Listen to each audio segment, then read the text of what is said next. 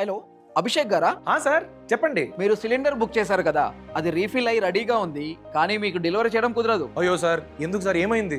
ఎందుకంటే మీ KYC pending లో ఉంది. అది అప్డేట్ చేయకపోతే డెలివరీ చేయడం కుదరదు. సార్ చాలా అర్జెంట్ సార్, ఇంట్లో గ్యాస్ లేదు, ఏదైనా చేయండి సార్. సరే, ఒక పని చేయండి, నేను ఒక లింక్ పంపిస్తాను, నేను చెప్పినట్టుగా చేయండి. ఓకే సార్, ఇమ్మీడియట్ గా సెండ్ చేయండి. ఇలాంటి లింకులు వస్తే అస్సలు క్లిక్ చేయొద్దు.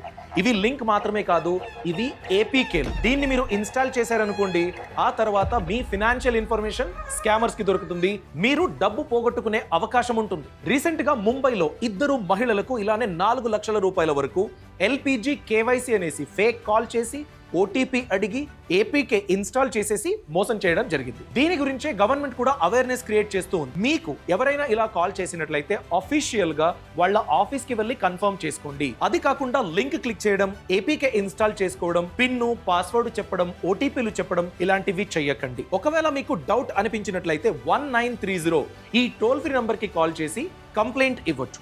ఇది సైబర్ క్రైమ్ నంబర్. ఈ సమాచారాన్ని ప్రతి ఒక్కరికి తప్పకుండా షేర్ చేయండి. Boss Wala. Be the boss.